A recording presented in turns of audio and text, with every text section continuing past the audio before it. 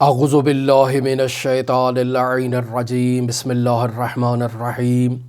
الحمد للہ رب العالمین الصلاة والسلام علی اشرف الانبیاء والمرسلین وعلی آلہ الطیبین الطاہرین المعصومین الذین اذہب اللہ عنہم الرجس وطہرہم تطہیرا اللہم صل علی محمد وآل محمد اللہم اخرجنا من الظلمات الوہم واکرمنا بنور الفہم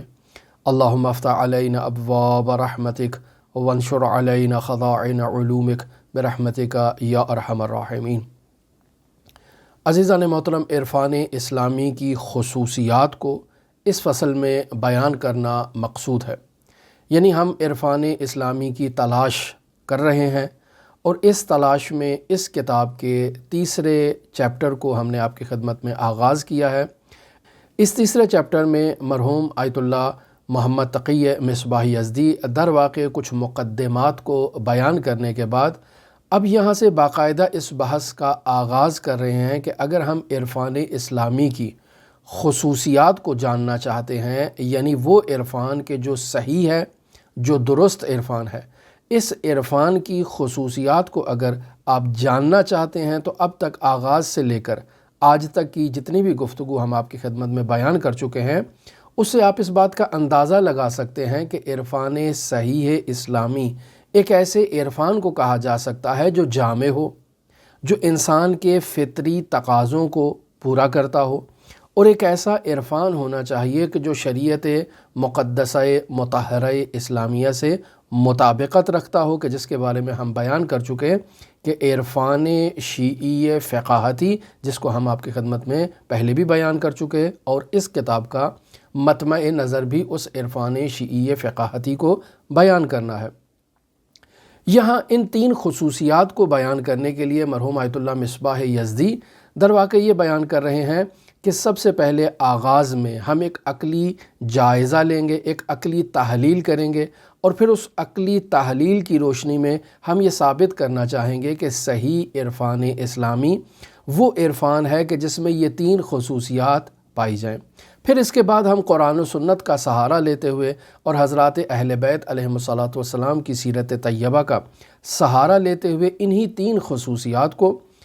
قرآن و سنت سے اور سیرت اہل بیت علیہم الصلاۃ سے آپ کی خدمت میں بیان کریں گے۔ لہٰذا آغاز میں عقلی طور پر تجزیہ و تحلیل کرنا چاہ رہے ہیں، لیکن اس عقلی تجزیہ و تحلیل سے پہلے آیت اللہ مصباح در واقع کچھ مقدمات بیان کرنا چاہتے ہیں۔ پہلا مقدمہ جسے آیت اللہ مصباح یہاں بیان کرنا چاہ رہے ہیں وہ در واقع یہ ہے کہ عرفان حقیقی کسے کہا جاتا ہے۔ اگر آپ اسی کتاب کے آغاز میں ہمارے دروس کو مشاہدہ کریں تو وہاں ہم نے اس موضوع کو بیان کر دیا ہے کہ حقیقت عرفان یہ ہے کہ ایک انسان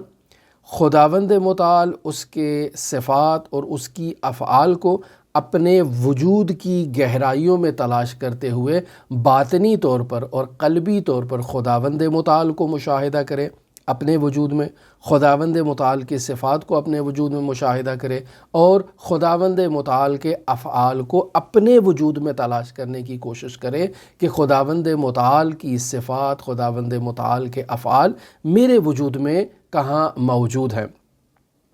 لہٰذا آیت اللہ مصباح اس نقطے کی طرف اشارہ کرنا چاہ رہے ہیں کہ یہ جو حقیقی عرفان ہے، یہ حقیقی عرفان جو قلبی اور شہودی معرفت ہے خداوند متعال کی نسبت، یہ فکر استدلال کے ذریعے سے انسان کو حاصل نہیں ہوتا ہے۔ ایسا نہیں ہے کہ ہم توحید پر مشتمل کتابوں کو، جن میں توحید سے متعلق بحثوں کو بیان کیا گیا ہے، ہم ان کتابوں کو آپ کے سامنے بیان کرنا شروع کر دیں فلسفی انداز میں، خداوند متعال کے وجود کو، اس کے صفات کو، اس کے افعال کو بیان کرنا شروع کر دیں، اور وہ تمام دقیق ابحاث جو ہمارے شیعہ علماء نے باقاعدہ توحید کے باب میں بیان کی ہیں اور حضرات اہل بیت علیہم الصلاۃ کی روایات کا بھی سہارا لیا گیا ہے، آیات قرآن کی بھی تشریح کی گئی ہے، ہم اس تفصیلی بحث کا یہاں تذکرہ نہیں کرنا چاہتے ہیں۔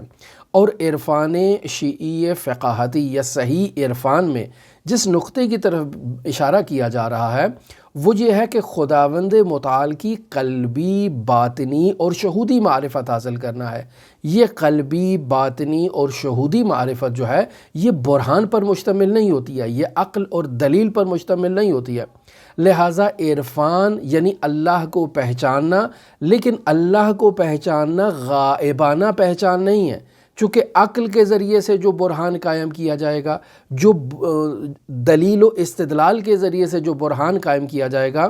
یہ عقلی برہان استدلال آپ کو خداوند متعال تک عقلی طور پر تو پہنچا دے گا، لیکن آپ کا ضمیر، آپ کا باطن، آپ کا دل، آپ کی جان، آپ کی حقیقت جو ہے وہ خداوند متعال کی معرفت سے خالی ہوگی۔ عقلاً آپ سے کہا جائے کہ آپ خداوند متعال کو ثابت کریں یا ہمارے سامنے خداوند متعال کو بیان کریں، یا ایک ایسا شخص جو خدا کا قائل نہیں ہے آپ اس کے سامنے وجود خدا کو ثابت کریں، تو یہاں ایک عالم بیٹھے گا قرآن و سنت سے بیان کرنا شروع کرے گا، اور اگر مخالف قرآن و سنت کو نہیں مانتا تو یہ عالم یہاں سے عقلی استدلال اور برہان قائم کرنا شروع کر دے گا تاکہ مد مقابل کے سامنے خداوند متعال کے وجود کو ثابت کر دیا جائے۔ اب خدا تو ثابت ہو گیا، لیکن کیا اس نے یا اس بیان کرنے والے عالم نے اپنے وجود کی گہرائیوں میں خداوند متعال کو پہچانا ہے؟ تو یقینی بات ہے یہ معرفت آیت اللہ مصباح کے نزدیک معرفت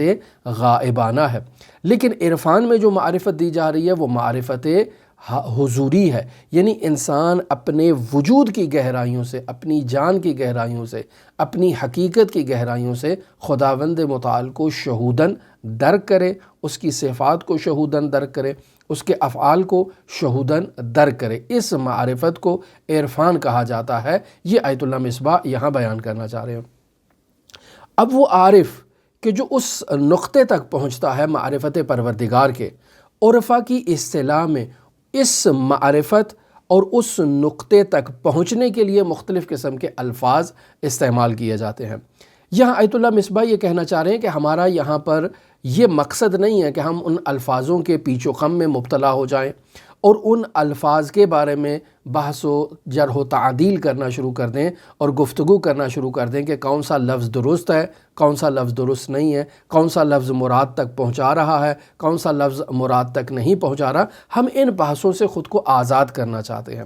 لہٰذا آیت اللہ مصباح کہتے ہیں کہ وہ روایات حضرات ائمہ معصومین علیہم الصلاۃ والسلام، یا آپ آیات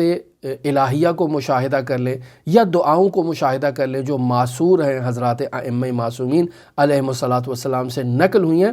ان کے مجموع میں آپ کو کچھ ایسے کلمات ملیں گے، مثلاً قرب ہے، جیسے آپ کو ملے گا وصال، وصل، وصول، اس قسم کے کلمات، یا عبدیت، اس قسم کے کلمات آپ کو وہاں ملیں گے جو اسی مقصد کی طرف اشارہ کرنا چاہتے ہیں کہ وہ انسان جو خداوند متعال کے قرب تک پہنچ جاتا ہے، یعنی خداوند متعال سے وصل ہو جاتا ہے، مقام وصال پر پہنچ جاتا ہے۔ در واقع ہم یہ بیان کرنا چاہ رہے ہیں ان الفاظ کے ذریعے سے کہ اس شخص نے اپنے وجود کی گہرائیوں میں خداوند متعال کو تلاش کر لیا ہے، خداوند متعال کے اسماء و صفات کو اور افعال کو اس نے اپنے وجود کی گہرائی میں تلاش کر لیا ہے۔ لہٰذا ہم الفاظ پہ بحث نہیں ابھی کر رہے، ابھی صرف عرفان کے بارے میں بیان کرنا چاہتے ہیں کہ عرفان کسے کہتے ہیں۔ حقیقت عرفان انسان کا اپنے وجود کی گہرائیوں سے خداوند متعال کو پہچاننا ہے، اور یہ پہچان غائبانہ پہچان نہیں ہے۔ غائبانہ پہچان کون سی ہے؟ وہ جو عقل کے ذریعے سے ہو، وہ جو استدلال اور برہان کے ذریعے سے پہچان کی جائے۔ اب یہاں آیت اللہ مصباح کہہ رہے ہیں کہ یہ مطلب بھی ہم اپنی آغاز کی گفتگو میں بیان کر چکے ہیں کہ انسان کی حقیقت اس کا نفس ناطقہ ہے، انسان کی حقیقت اس کی روح ہے۔ یہ البتہ ہم معرفت نفس کے موضوع میں ان موضوعات پر گفتگو کر چکے ہیں کہ اسے روح بھی کہا جاتا ہے، اسے جو ہے وہ نفس بھی کہا جاتا ہے، اسے نفس ناطقہ فلسفی اصطلاح میں یا منطقی اصطلاح میں کہا جاتا ہے، جو انسان کی حقیقت ہے، جو مجرد ہے مادے سے۔ پس انسان کی حقیقت اس کا جسم نہیں ہے، انسان کا اگر عقلی طور پر تجزیہ و تحلیل کیا جائے تو انسان کا ایک جسم ہے، اور ایک انسان کی حقیقت ایسی ہے جو اس کا جسم نہیں ہے، بلکہ اس جسم سے ہٹ کر ایک انسان کی خودی ہے جو مادی نہیں ہے بلکہ مجرد عن المادہ ہے۔ وہ جو انسان کی خودی ہے وہ انسان کے کمال کا باعث بنتی ہے، اور وہ انسان کی خودی انسان کے کمال کے ساتھ مناسبت بھی رکھتی ہے، سنخیت بھی رکھتی ہے۔ لہٰذا اس خودی کو کمال تک پہنچانا ہے، جیسے اقبال نے بھی کہا، خودی کو کر بلند اتنا کہ ہر تقدیر سے پہلے خدا بندے سے خود پوچھے بتا تیری رضا کیا ہے۔ تو وہاں جو خودی استعمال ہوا ہے اس کلمے میں بھی، وہ بھی در واقع اسی انسان کی روح، انسان کے اسی نفس کے کمال کی طرف اشارہ ہے کہ انسان اپنے باطن کو بلند کرے اور اپنے باطن کی معراج تک انسان پہنچے۔ لہٰذا اس کے لیے انسان اگر اپنے باطن سے خداوند متعال کو پہچانتا ہے تو یہ باطن سے خداوند متعال کو پہچاننے کے لیے بھی انسان کو جو کمال چاہیے اس کمال کی سنخیت اور مناسبت بھی علم و معرفت کے ساتھ ہے۔ انسان عالم باطنی طور پر خداوند متعال کو پہچان سکتا ہے، ایک انسان جاہل باطنی طور پر بھی خداوند متعال کو نہیں پہچان سکتا۔ کیوں؟ چونکہ علم کی جو حقیقت ہے وہ بھی مجرد عن المادہ ہے، علم مادی نہیں ہے۔ ایسا نہیں ہے کہ جیسے یہ اینک ہوتی ہے اور اسے ہم اپنی آنکھوں پر پہن لیتے ہیں اور چھوٹی چیزوں کو بڑا یا مناسب انداز میں مشاہدہ کرنا شروع کر دیتے ہیں، یہ کہ اس اینک کی خصوصیت ہے، یہ اینک مادی ہے۔ لیکن علم بھی ایک ایسی ہی اینک کی تشبیہ ہے کہ جس کے ذریعے سے ہم خداوند متعال کو مشاہدہ کرتے ہیں۔ بس علم بھی در واقع اینک کا ہی کردار ادا کر رہا ہے، لیکن یہ علم مادی نہیں ہے بلکہ علم مجرد عن المادہ ہے، اور اس حقیقت علم سے ہمارے سامنے بہت ساری چیزیں جو ہیں وہ واضح ہو جاتی ہیں اور روشن ہو جاتی ہیں۔ بس یہ علم اور یہ معرفت انسان کی روح، انسان کے نفس کا کمال کا وسیلہ ہے اور کمال کا باعث بنتا ہے۔ لہٰذا عرفان میں باقاعدہ طور پر اس علم کی اہمیت موجود ہے، کیونکہ انسان نے اپنی حقیقت کو کمال کے مرتبے پر پہنچانا ہے، اپنے وجود کی گہرائیوں میں خداوند متعال، اس کی صفات، اس کے اسماء، اس کے افعال کو مشاہدہ کرنا ہے۔ تو اس مقصد کے حصول کے لیے انسان کی روحانی بعد کو اور انسان کے روحانی پہلو کو جو بیان کیا گیا کہ انسان دو مختلف حقائق پر مشتمل ہے، ایک اس کا پہلو جو ہے وہ مادی ہے، ایک اس کا پہلو معنوی ہے، تو انسان اسی مجرد عن المادہ پہلو سے سنخیت اور مناسبت رکھنے والے علم کے ذریعے سے انسان نفسانی طور پر کمال حاصل کر سکتا ہے، انسان خداوند متعال کی حضوری معرفت کو حاصل کر سکتا ہے۔ اور بیان ہوا کہ خداوند متعال کی جو معرفت ہمیں چاہیے وہ معرفت حضوری ہے، معرفت شہودی ہے، معرفت حصولی نہیں ہے۔ لہٰذا عرفان میں کبھی خداوند متعال کی حصولی معرفت کی تلاش نہیں کی جاتی ہے، البتہ یہ کہا جاتا ہے کہ حصولی معرفت مقدمہ ہے انسان کے نفس کی نورانیت کے لیے۔ انسان جس قدر جو ہے وہ حصولی معرفت حاصل کرے گا اور پھر اس حصولی معرفت پر عمل کرتے ہوئے ملکہ حاصل کر لے گا اور اپنے وجود کو نورانی کر لے گا، تو اب یہ علم جو انسان کے وجود کا حصہ ہو چکا ہے، یہ اب انسان کے لیے حصولی نہیں رہا بلکہ حضوری ہو چکا ہے، اور اس علم حضوری سے انسان خداوند متعال تک پہنچ سکتا ہے۔ پس جس قدر انسان خداوند متعال سے متعلق حضوری معرفت حاصل کرے گا اسی مقدار میں انسان کے کمال میں اضافہ ہوتا جائے گا۔ پس حقیقت میں خداوند متعال کی معرفت جو ہے وہ حضوری معرفت ہے، حصولی معرفت نہیں ہے۔ خداوند متعال کی آگاہانہ معرفت ہے، غائبانہ معرفت نہیں ہے، اور آگاہانہ معرفت جو ہے وہی معرفت ہے جو قلب سے ہو، جو انسان کے وجود کی گہرائیوں سے ہو، جس میں انسان جو ہے وہ عقل، استدلال اور برہان کے ذریعے سے صرف خداوند متعال کو درک نہ کرے۔ یہ ایک مطلب۔ دوسرا مقدمہ جو یہاں بیان کرنا چاہ رہے ہیں وہ یہ ہے کہ انسان کی خلقت کا مقصد کیا ہے، خداوند متعال نے انسان کو کیوں خلق کیا ہے۔ سورہ زاریات کی آیت نمبر 56 میں خداوند متعال ارشاد فرماتا ہے وما خلقت الجن والانس الا لیعبدون، کہ میں نے جن اور انس کو خلق نہیں کیا مگر اس لیے خلق کیا ہے کہ وہ میری عبادت کریں۔ پس خداوند متعال نے عبادت کو انسان کی تخلیق کا مقصد قرار دیا ہے۔ آیا عبادت معرفت کے بغیر ممکن ہے؟ تو یہاں کہا جاتا ہے کہ نہیں، عبادت کے لیے معرفت ایک مقدمہ ہے۔ پس اگر انسان خداوند متعال کا عبد ہونا چاہتا ہے تو اسے خداوند متعال کا عارف ہونا اس کے لیے ضروری ہے۔ لہٰذا پہلے آغاز میں وہ علم حصولی کے ذریعے سے اس مرحلے کا آغاز کرے گا، علم حصولی کے ذریعے سے وہ عبادت کا آغاز کرے گا، لیکن ابھی تک اس کا یہ علم حصولی جو ہے یہ بھی غائبانہ معرفت پر دلیل ہے، اور اس کی عبادت بھی غائبانہ عبادت کہلائے گی۔ وہ خداوند متعال کی حضور میں خود کو حاضر محسوس نہیں کرے گا، لیکن جب وہ علم حصولی کو علم حضوری کے مقام میں تبدیل کر لے اور اپنے علم حصولی کو حضوری میں تبدیل کرنے میں کامیاب ہو جائے تو اس کی عبادت اور اس کی معرفت بھی جو ہے وہ حضوری معرفت میں تبدیل ہو جائے گی۔ لہٰذا خداوند متعال نے انسان کو خلق کیا ہے کہ وہ اللہ کا عبد ہو، اور مقام عبدیت وہ بلند ترین مقام ہے جس مقام تک ایک انسان نے پہنچنا ہے۔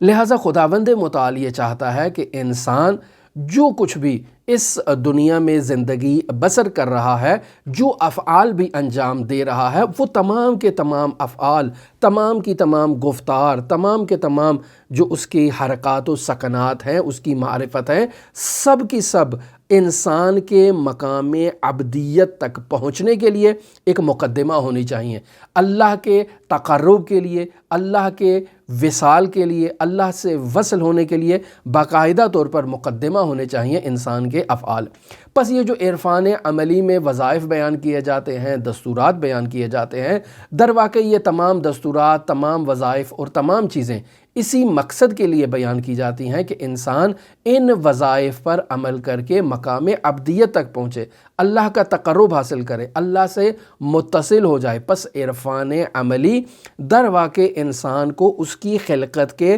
حقیقی مقصد جو مقام عبدیت ہے اس تک پہنچنے میں انسان کو باقاعدہ ایک پلاننگ دیتا ہے، ایک باقاعدہ دستور العمل دیتا ہے، ایک طریقہ کار بتاتا ہے کہ اس راستے پر چل کے ان وظائف پر عمل کر کے تم خداوند متعال کے قرب حاصل کر لوگے، شہودی معرفت حاصل کر لوگے، خداوند متعال کی صفات و اسماء و افعال کی حضوری معرفت اور شہودی معرفت اور باطنی معرفت کو تم حاصل کر لوگے۔ پس بیان یہ کیا جاتا ہے کہ حقیقت میں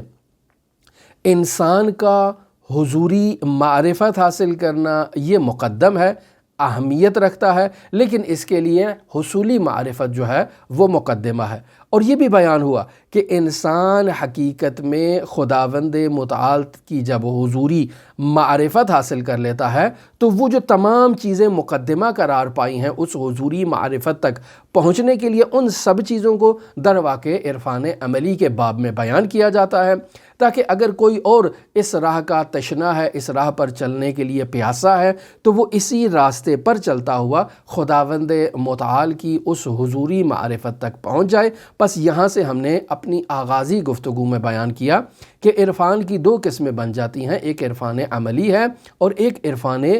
نظری ہے۔ عرفان نظری در واقع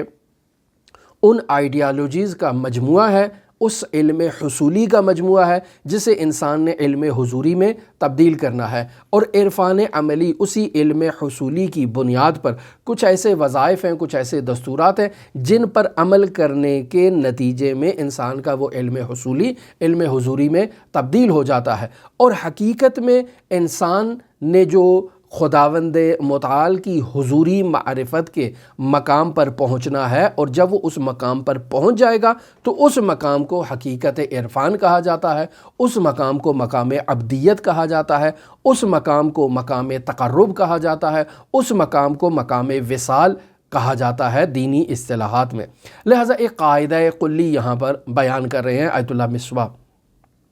آیت اللہ مصباح یہاں پر فرما رہے ہیں کہ جب بھی کوئی حکیم کسی مصنوع کو خلق کرتا ہے تو وہ اس کی خلقت میں جس چیز کو بھی استعمال کر رہا ہے وہ در واقع اس کے مقصد نہائی تک پہنچنے کی راہ میں ممد ہے، معاون ہے اور مددگار ہے۔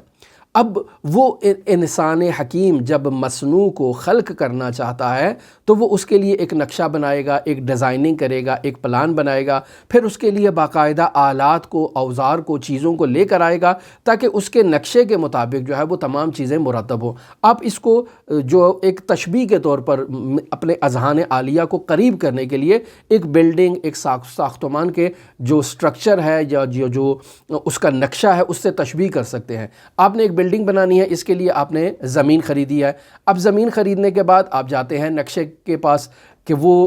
ماہر انجینئر جو نقشہ بنانے میں بہت ہی مہارت رکھتا ہے وہ اس بلڈنگ کے تمام زوایا کا، تمام حدود اربع کا اچھی طرح سے مطالعہ کرنے کے بعد ایک ایسا نقشہ تیار کرے جو اس بلڈنگ کے لیے مقصود ہو۔ اس میں مناسب قسم کی ہوا کا انتظام ہونا چاہیے، مناسب قسم کے اس میں کمرے ہونے چاہیے، مناسب قسم کی اس میں جو ہے وہ سہولیات زندگی جو اس شخص کو مطلوب ہیں، جس نے اس میں زندگی بسر کرنا ہے، اس کے مطابق ہونے چاہیے۔ لہٰذا وہ شخص اپنی تمام ڈیمانڈ اس انجینئر کو بتائے گا کہ مجھے ایسی ایسی چیزیں اس گھر کے اندر چاہیے، مجھے اس میں لائبریری بھی چاہیے، مجھے اس میں کانفرنس ہال بھی چاہیے، مجھے اس میں اسٹوڈیو بھی چاہیے، مجھے اس میں ڈائننگ بھی چاہیے، مجھے اس میں بیڈ رومز بھی چاہیے، مجھے اس میں واش روم بھی چاہیے، اور ان کی تعداد بھی بیان کرے گا۔ اب جب وہ سارا ایک نقشہ جو اپنی ڈیمانڈ ہے وہ اس انجینئر کو بتائے گا تو انجینئر باقاعدہ اس زمین کے حدود اربع کو مد نظر رکھتے ہوئے ایک ایسا جامع نقشہ بنائے گا جس میں اس شخص کی تمام ضروریات کو مد نظر رکھا جائے، حتیٰ وہ باقاعدہ دیواروں کے اندازے کو، سائز کو، اور دیواروں کے محل وقوع کو، کھڑکیوں کے محل وقوع کو، اور باقاعدہ ہوا کے انعکاس کے تمام سسٹم کو وہ باقاعدہ اس نقشے میں پہلے بیان کرے گا۔ پھر وہ انجینئر اس کو باقاعدہ گائیڈ کرے گا کہ کون کون سے آلات تم نے کہاں کہاں فٹ کرنے ہیں، باقاعدہ تمام بلڈنگ کی تیاری تک۔ البتہ ہمارے ہاں ایسا نہیں ہوتا ہے، لیکن تمام بلڈنگ کی تیاری اور کمپلیٹ ہونے تک باقاعدہ وہ انجینئر جو ہے وہ وہاں اپنا کردار ادا کرتا ہے، اور وہ باقاعدہ اس معمار کو گائیڈ کرتا ہے کہ کون کون سی چیز کہاں کہاں استعمال کرنی ہے۔ یہ جو انجینئر ہے یہ در واقع ایک حکیم کا کردار ادا کر رہا ہے، اور اس حکیم نے اس بلڈنگ کے سٹرکچر میں جس چیز کی ضرورت تھی سب کو مد نظر رکھا ہے۔ لہٰذا اس نے حکمت کے تقاضے کے مطابق ہر چیز کو مصلحت کے مطابق اور کسی چیز کو فضول، عبث اور بیہودہ وہاں نہیں رکھا ہے، چونکہ اگر وہ بیہودہ، فضول اور عبث رکھے گا تو وہ مالک زمین جو ہے وہ فوراً اعتراض کرے گا کہ آپ میرے سرمایے کو جو ہے وہ ضائع کر رہے ہیں، مجھے اس چیز کی ضرورت نہیں ہے، اس کو ختم کریں، اور وہ ختم کروا دے گا۔ لہٰذا ہم اس کو مد نظر رکھیں کہ ہر وہ شخص کہ جو کسی چیز کی ڈیزائننگ کرتا ہے، کسی چیز کو تیار کرتا ہے اور اس میں جس میٹیریل کو استعمال کرتا ہے وہ در واقع اپنے اس مقصد تک پہنچنے کے لیے اس چیز کو مد نظر رکھتا ہے، اور ہر وسیلہ جو اس میں استعمال کیا جاتا ہے باقاعدہ ایک خاص غرض سے، ایک خاص مقصد سے اس میں استعمال کیا جاتا ہے۔ اب یہاں پر سوال ہے کہ خداوند متعال حکیم ہے، اس نے انسان کے سٹرکچر کو، انسان کی باڈی کو جو تیار کیا ہے اور اس کا جو ڈھانچہ بنایا ہے، اس میں جو قوتیں قرار دی ہیں، جو آلات، ابزار اور پرزے انسان کے وجود میں رکھے ہیں، ہر ایک کا باقاعدہ ایک مقصد ہے۔ اور اگر کوئی چیز انسان کی باڈی میں یا کوئی ایسا رجحان انسان کے وجود میں خداوند متعال نے جسے قرار دیا ہے، اگر وہ عبث ہو، بیہودہ ہو، فضول ہو، لغو ہو، جس کی انسان کو ضرورت ہی نہ ہو، تو یہاں ڈائریکٹ اعتراض خداوند متعال پر جا کر پہنچے گا کہ خدا نے ایک بیہودہ کام کیا ہے جو انسان کے لیے نہیں کرنا چاہیے تھا۔ لہٰذا آیت اللہ مصباح کہتے ہیں کہ پہلا مقدمہ اور یہ دوسرا مقدمہ، اس کو آپ مد نظر رکھتے ہوئے عرفان کی پہلی خصوصیت جسے ہم آپ کی خدمت میں بیان کر رہے ہیں اس تک پہنچ جائیں گے، اور وہ پہلی خصوصیت یہ ہے کہ عرفانی مکتب، جو صحیح عرفانی مکتب ہے اسے جامع مکتب ہونا چاہیے، یعنی ایسا مکتب ہونا چاہیے جو انسان میں موجود اس کی تمام تر طاقتوں کو، انسان کی تمام تر صلاحیتوں کو صحیح عرفان تک پہنچنے کی راہ میں ان سے استفادہ کرے، ان صلاحیتوں کو بروئے کار لے کر آئے۔ لہٰذا اگر انسان میں موجود بعض صلاحیتوں کو استعمال کیا جائے اور بعض صلاحیتوں کو نظر انداز کر دیا جائے، یہ کہہ کے کہ اس صلاحیت کی انسان کے وجود میں ضرورت نہیں ہے، یہ صلاحیت در واقع انسان کے لیے بیکار ہے، فضول ہے، عبث ہے، بیہودہ ہے، اور اگر انسان اس صلاحیت کو استعمال کرے گا تو وہ خدا تک نہیں پہنچ سکتا۔ تو آیت اللہ مصباح کہہ رہے ہیں کہ ہر عاقل انسان اس بات تک پہنچ جائے گا کہ یہ عرفانی نظریہ درست نظریہ نہیں ہے۔ اس کے لیے ہمیں کسی قرآن کی آیت کی ضرورت نہیں ہے، اس کے لیے ہمیں قرآن کی کسی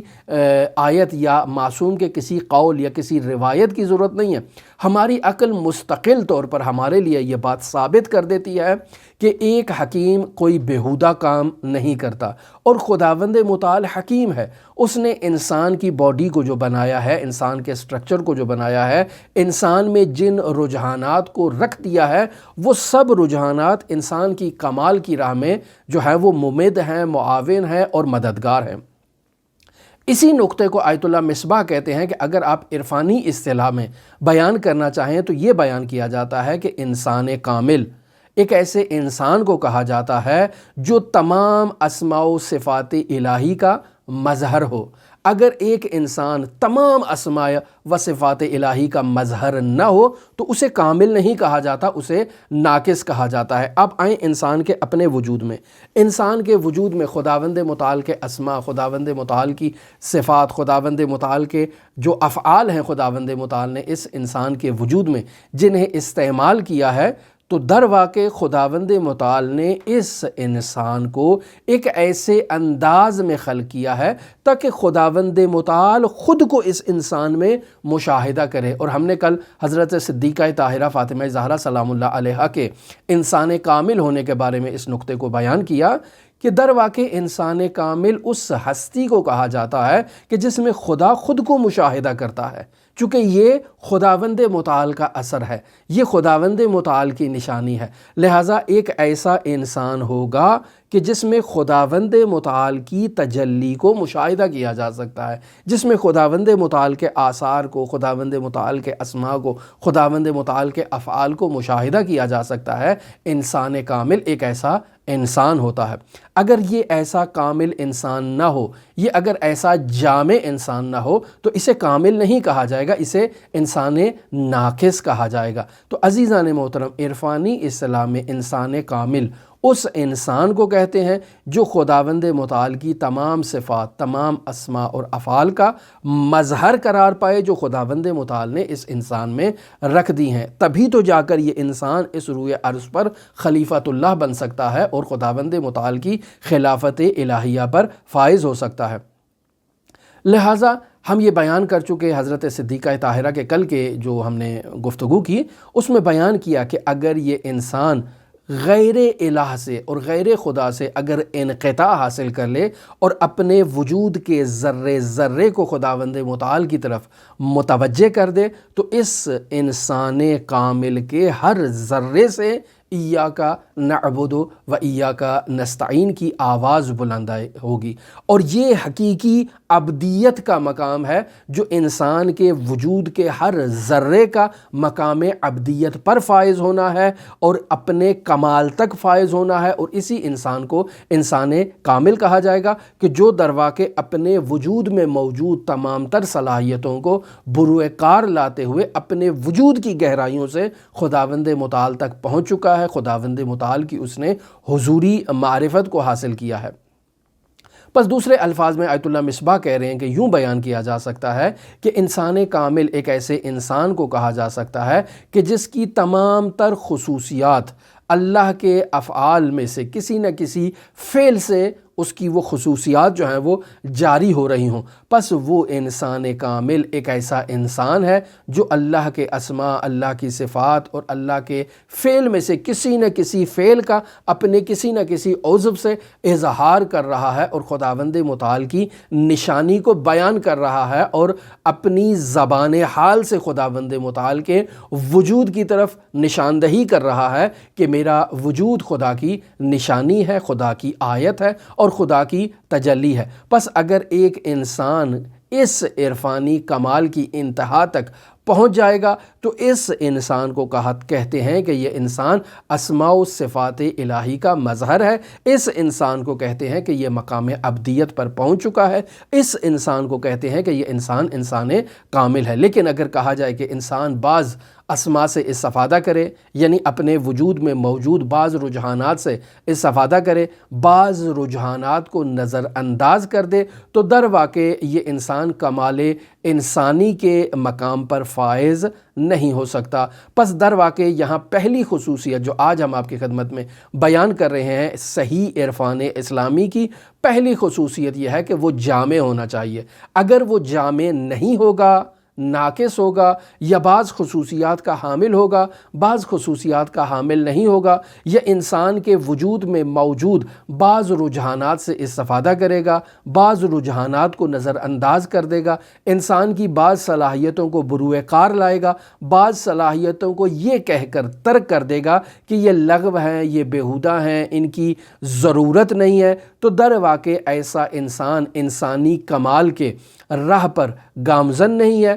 اور کمال انسانی کے منزل پر فائز بھی نہیں ہوگا، چونکہ اس نے خداوند متعال حکیم کی بعض حکمتوں پر مبنی جو خصوصیات اور رجحانات جو انسان کے وجود میں ہیں انہیں نظر انداز کر دیا ہے اور کہا ہے کہ ان چیزوں کی انسان کو ضرورت نہیں ہے، چونکہ خدائے حکیم نے انسان کے کمال کے لیے ان چیزوں کو ضروری محسوس کیا اور انسان کے وجود میں رکھا، لیکن انسان نے خود سے ان کو نظر انداز کر دیا اور کہا اس کی ضرورت نہیں ہے۔ ایک طرف تو وہ خدائے حکیم کی حکمت پر اعتراض کر رہا ہے اور دوسری طرف وہ جو رجحانات کو نظر انداز کر کے خداوند متعال تک پہنچنا چاہ رہا ہے تو وہ ہرگز کمال کے مرتبے پر فائز نہیں ہوگا۔ اس بعد میں، اس جہت میں، اس زاویے میں یہ عارف ہمیشہ کمزور ہوگا، ہمیشہ ناقص ہوگا اور ہمیشہ اس میں یہ کمی موجود رہے گی۔ یہ پہلی خصوصیت آج ہم نے آپ کی خدمت میں بیان کی۔ انشاءاللہ ہم کوشش کریں گے کہ اپنی آئندہ گفتگو میں دوسری اور تیسری خصوصیت کو بھی آپ کے ساتھ